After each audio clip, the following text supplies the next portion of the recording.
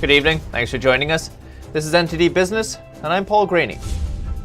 The February jobs report beat expectations. Leisure and hospitality all get a boost. The U.S. sees an almost record-high trade deficit. How serious is the problem? Will you have to pay more for coffee soon? Coffee roasters might be forced to pass on new costs to their customers. And more coming up on NTD Business. President Biden is pitching his nearly $2 trillion relief package to the public as the Senate debates it as we speak. Biden says the jobs report today proves the stimulus bill is needed. Our economy still has 9.5 million fewer jobs than it had this time last year. And at that rate, it would take 2 years to get us back on track. But some economists argue the bill would actually kill jobs because the generous benefits discourage unemployed people from going back to work. Jobless benefits will be part of the Senate's marathon debate. One amendment will cut the weekly unemployment benefits from $400 to $300, but extend it through September instead of August. We don't know if the amendment will pass yet. The senators will vote on a series of amendments before the final vote on the entire bill. Democrat leaders promise they'll pass it before next week with or without Republican support. President Biden rightly says there's a lot of work still to do in the jobs front. The February jobs report beat expectations by a lot. Unemployment rose by nearly 380,000, that's about 200,000 more than expected. But the jobless rate was about the same at 6.2%, and as Biden mentioned, there are still 10 million people unemployed, according to the Labor Department. U.S. jobs increased more than expected in February. Many experts agree. There's a lot of pent-up demand for staffing in the private sector. A lot of those people who are being employed on a part-time basis. That some of the industries that had been closed down that are starting to revitalize are starting to bring workers back. ZipRecruiter says their job postings are a lot higher than even their pre-pandemic peak. We saw job postings absolutely skyrocket. They rose 18% over the month. They believe it's because the relief checks are uplifting retail spending, which rose 5 times faster than expected in January. And so the major constraint for many businesses was capacity and staffing. And that's why we saw employment in temporary help agencies surge in January and in February. And that points to employment picking up in the next few months. Most of the job gains occurred in leisure and hospitality. Industries experts say are good indicators of how the recovery is going. And so these are the industries that we can expect to fully recover most slowly. And yet the fact that we're seeing recovery pick up now is very encouraging. While the stimulus checks and loans have consequences, many believe it's the best way to reach maximum employment. One unintended consequence of the stimulus could be the third highest trade deficit ever, $67.5 billion. Americans imported more goods than ever before in January, boosted by that stimulus-powered consumer spending. Imports are up 1.6% to over $220 billion, the highest on record. Maybe not surprising. Yesterday we reported on the growth of dollar stores last year. America doesn't make cheap stuff, it just imports it. Those imports are expected to keep rising with strong domestic demand and reduced retail inventory. Exports, they're up as well, 1.6%. So a $70 billion trade deficit in 1 month. Pretty spooky, right? Nobody's really talking about it today. But Peter Schiff, chief strategist at Euro-Pacific Capital and chairman at Schiff Golds, been sounding the alarm on these trade deficits for years. Asked him what he thought about today's numbers. Well, the trade numbers were a disaster. It's interesting, too, because these were the January numbers. And so January is when Donald Trump left office. And the January trade deficit in goods is an all-time record high.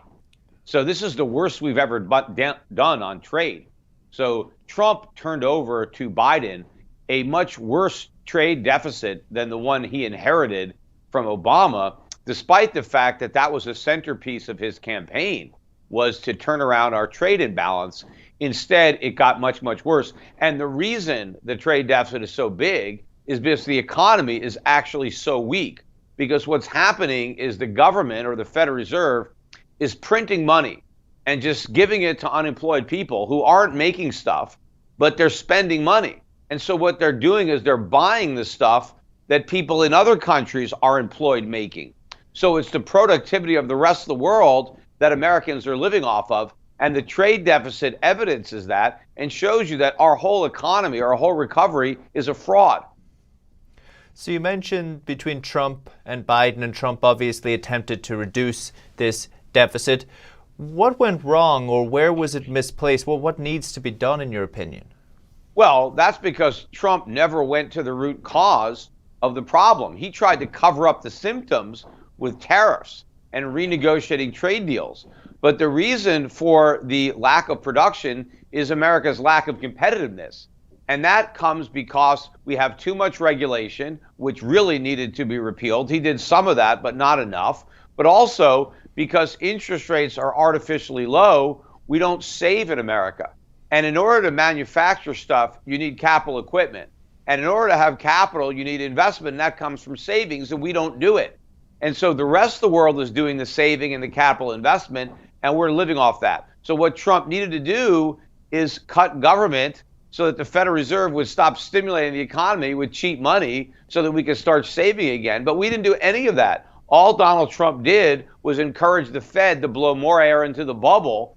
And that is not a way to make the deficit smaller. That automatically makes them bigger, because the more dysfunctional our economy, the more production we need to rely on from the rest of the world. You mentioned offline just before the interview that this trade deficit doesn't really get talked about anymore. And there are certain schools of thought that say, oh, trade deficit doesn't matter, this economy is built on consumer spending, etc. What do you say to that? Well, they're wrong. I mean, it matters a lot, but it hasn't produced a crisis yet. So if that's your criteria for whether or not it matters, have we had a crisis? No, it hasn't happened yet, but a crisis is inevitable, because the accumulation of all these trade deficits is the problem, because America has enormous debts to the rest of the world. And we are basically selling out our country because we have all this debt, and the world is going to collect. Right? They're buying our assets, maybe their real estate, they're buying our stocks, but we have to service this debt. And it's going to be extremely hard to do that if interest rates rise. That's one of the reasons that there's a big panic right now with rising rates, because a lot of the bonds are held by foreigners because they own those bonds because they sold us stuff. We consume the stuff, so it's gone, but they still have the debt and we still have to pay for it. So these imbalances weigh heavily on an economy. We've already gone from the world's biggest creditor to the world's biggest debtor as a result of the accumulation of all these trade deficits. And so this really gives you a picture of how much America has declined. And at this point, we're just living off the charity of the rest of the world. And there's a limit to the amount of charity. And I think we're going to be testing those limits soon. Peter, really appreciate it. Thank you so much. My pleasure. I talked to Schiff about the Fed's easy money policies, and he's convinced we're already seeing inflation in all kinds of goods. That could mean you'll have to pay more for your own cup of coffee. And coffee roasters are also facing higher shipping costs, and some might be forced to pass it on to you, the consumer. Here's Evelyn Lee with more. Your cup of coffee in the morning might become more expensive soon. Coffee processors in the U.S. are reporting cost increases, mostly related to transportation.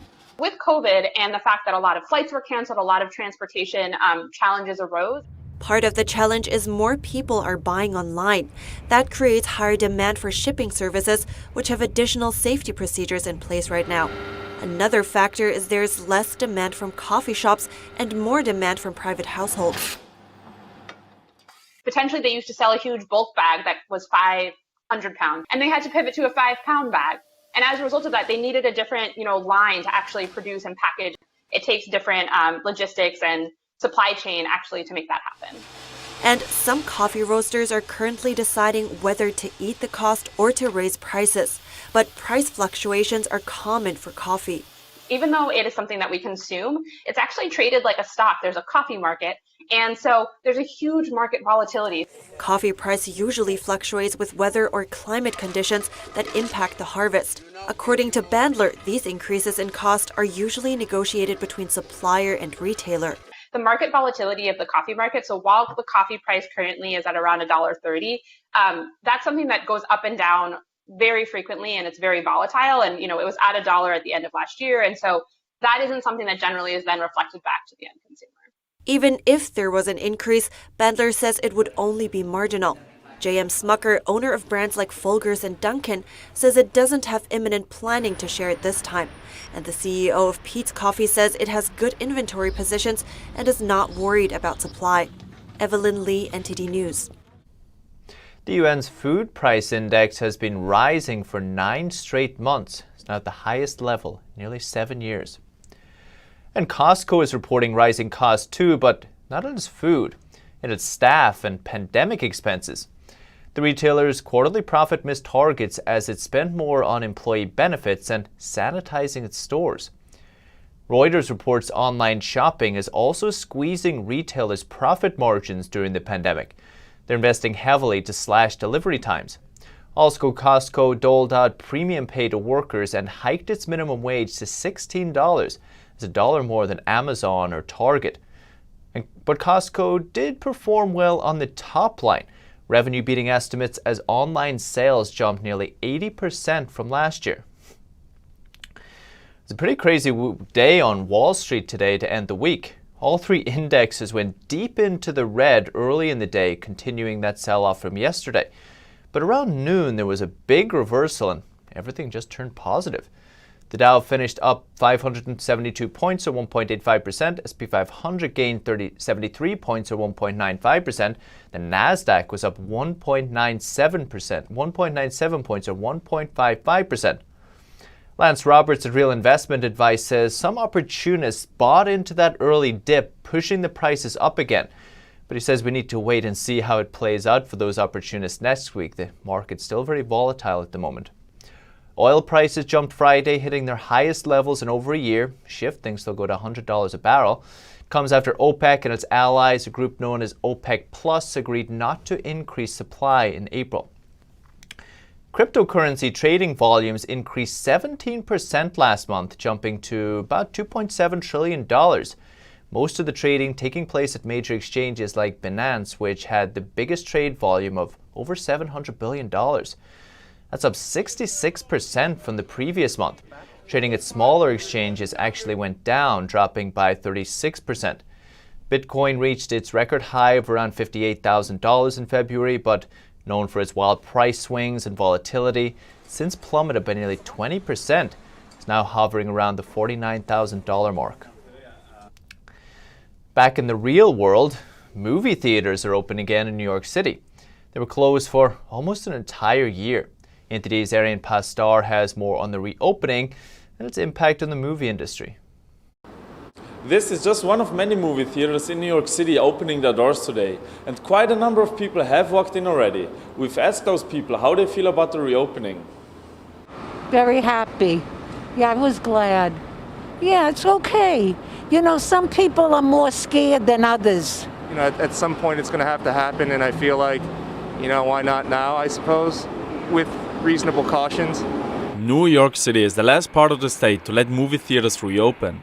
Right now they're allowed to operate at 25% capacity. The rest of the state is already at 50%. Some movies, like Christopher Nolan's Tenet, have been pushed back several times over the past year. Once premiered, Tenet still didn't make as much money as expected due to lower capacity and people being reluctant to go to cinemas. I was a little bit skeptical, but knowing that we're double masking and that they're only limited capacity, I do feel a little bit more comfortable. And the next Fast and Furious movie has been delayed until the end of June. That's partly because they're adapting to New York City's reopening. The Big Apple is the second largest movie-going region nationwide. Arian Pastar, NTD News, New York. And Volkswagen wants to step up the pace for its electric vehicles. It says it wants them to account for 70% of its European sales by 2030. That's up from an earlier target of only 35%. Julian Satterthwaite reports. Volkswagen is accelerating its shift to electric cars. The brand now expects fully electric vehicles to make up more than 70% of its sales in Europe by 2030. That is up from an earlier target of 35%. In China and the US, it sees EVs taking half of the market by the same date. Now VW is taking aim at rivals including Tesla, with a view to becoming the leader in electric vehicle production. Brand boss Ralph Brandstetter says the world's second biggest car maker is well placed to win the electric race. He says VW is ahead of rivals in taking big steps towards a digital transformation of its business and products. A UK competition watchdog wants to know if Apple has too much control over app distribution in the UK. NTD's Patrick Hayden takes a look. UK regulators are looking into suspected breaches of competition law by Apple and how its App Store operates. The investigation follows a complaint from app developers who say they are being forced into using the store. They're also complaining about Apple's up to 30% commission that is taken from App Store payments. Apple says the App Store is a safe and trusted place for customers, and it's a great business opportunity for developers. The chief executive of the UK regulator says complaints that Apple is using its market position to restrict competition and choice warrant careful scrutiny. The watchdog will investigate if Apple imposes unfair and anti-competitive terms on developers. Big players like Epic Games, Spotify and Tinder have accused Apple of iron-fisted tactics to force them into compliance. In Europe, Spotify further claims that it's restricted in the App Store to give an advantage to Apple's music streaming service. Apple says it's looking forward to explaining its App Store guidelines to the UK watchdog, and says its store protects customers from malware and prevents any rampant data collection without consent. Patrick Hayden, NTD News, London. A big question on the Biden presidency is, will it be as tough on China as the Trump admin was? Well, it appears Biden's new Commerce Secretary will keep Huawei blacklisted at least. It and other Chinese tech companies were added to the entities list during the Trump administration. Chinese telecommunications companies their behavior is a threat to American economic and national security. We're going to use the entities list to its full effect. It was the Commerce Secretary Gina Raimondo who told MSNBC she will continue with effective measures established during the Trump administration to help combat Huawei. Foreign companies that violate human rights or national security are added to the U.S. entities list. That's to make sure U.S. money or technology doesn't go to support them. Makes sense. Raimondo also says she plans to keep Trump-era tariffs on steel and aluminum imports. Wow, common ground. And China wants to expand its tech industry to become more self-reliant. Must have heard Raimondo. It just announced a new 5-year plan to increase spending and research and development.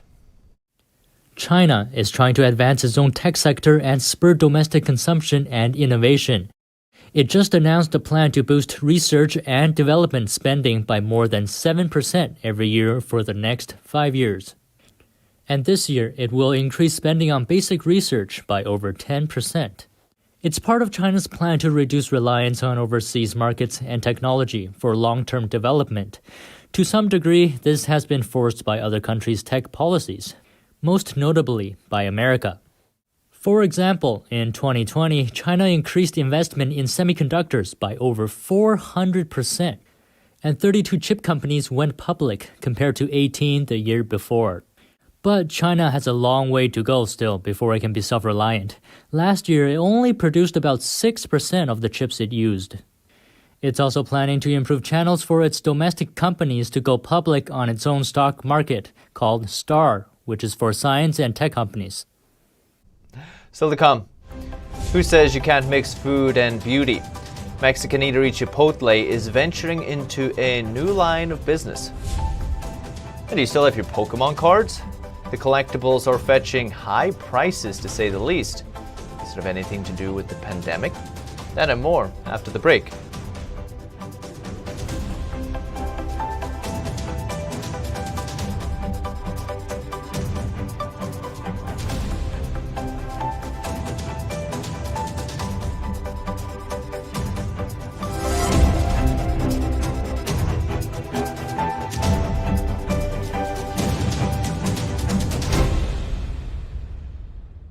if you're like me, and I think it's actually most of us, then you're getting really fed up with the nonsense going on inside the banking system.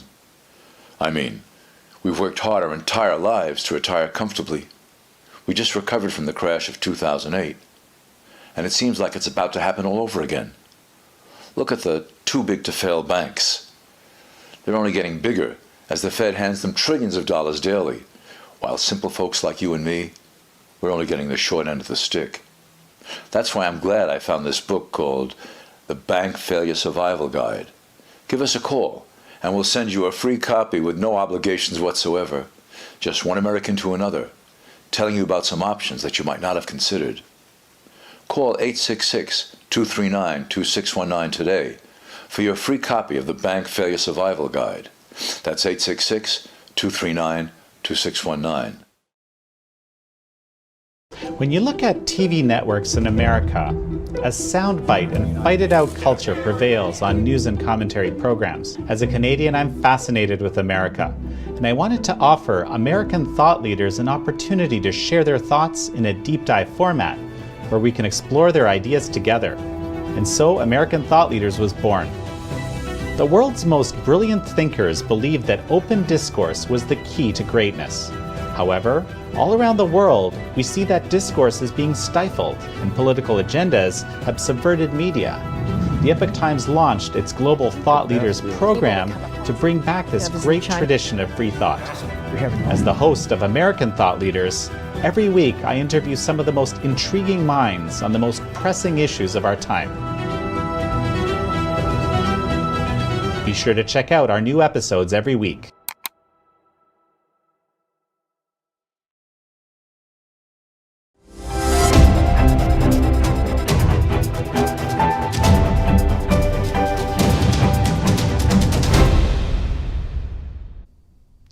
T-Mobile has done pretty well with everyday consumers, but not quite as well when it comes to business customers. But now the nation's third largest wireless carrier is trying to change all of that with its rollout of 5G. T-Mobile just unveiled a series of new offerings for business customers. That includes corporate wireless plans with unlimited data and 5G access, as well as a cloud-based workplace communication tools. They're also offering a home office internet program. T-Mobile believes it can achieve success in the business 5G market, which it expects will total at least $40 billion by 2025.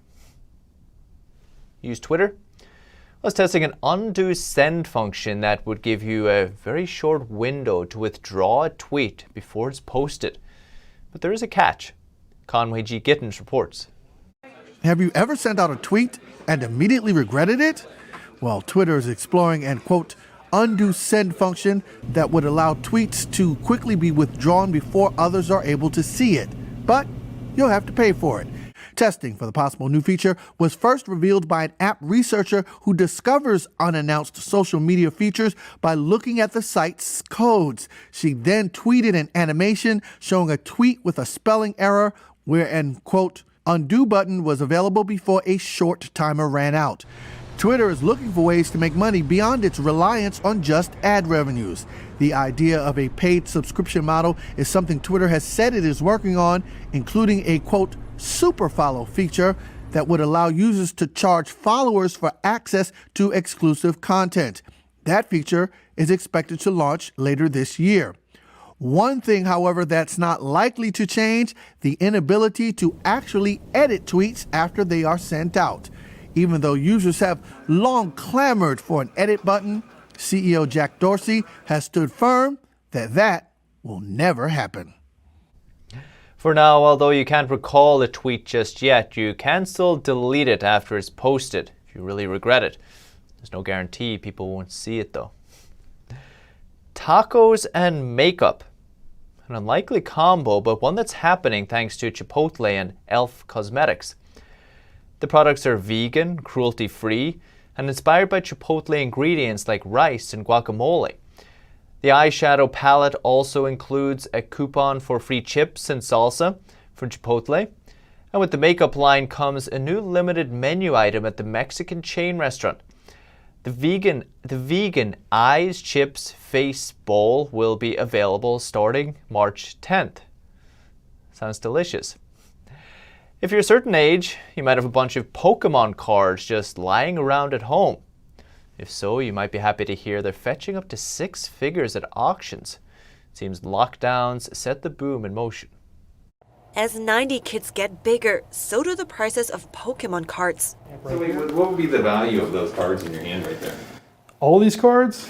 This is certainly over $1 million. It's no question. I could call someone today and get $1 million cash for these. 2 decades after the Japanese trading card game became the biggest thing in schoolyards around the world, Pokemon cards are fetching 6 figures at auctions. A Charizard card recently sold for a whopping $300,000. It's unbelievable. And the cool part about it is people still have these. I mean, we have people calling up all the time. I have these cards. The difference is it's all about grade. So you might have an 8 Charizard that's worth $15,000 that you would have thought was worth 50 cents. But if you have the 10, you're buying a new house, right? It's amazing. One fan's childhood hobby made him a multimillionaire. It's just crazy. It started off for me as just a small hobby. And then the next thing you know, I've got a lot of inventory. And then it's a business. And then it's, something that other people are reaching out to me for questions and advice and help. And I've had an opportunity to really become a leader to a lot of my co-collectors. Some have returned to collecting as lockdowns gave them more time and disposable income. I have more disposable income now because I'm not going out. I'm not using Lyft to go places, so I can convince myself that I can, spend things on things that I thought I was over. Meadow says she was a big Pokemon kid in the late 90s and early 2000s. Finding that joy again feels pure and fun. I still remember the first Charizard card at our school. Big day. That's the latest business updates for this week. You can still catch NTD Evening News at 6:30 p.m. Eastern with Stephanie Cox. For NTD Business, that's all for this week. Thank you for watching. Have a great weekend. We'll see you Monday.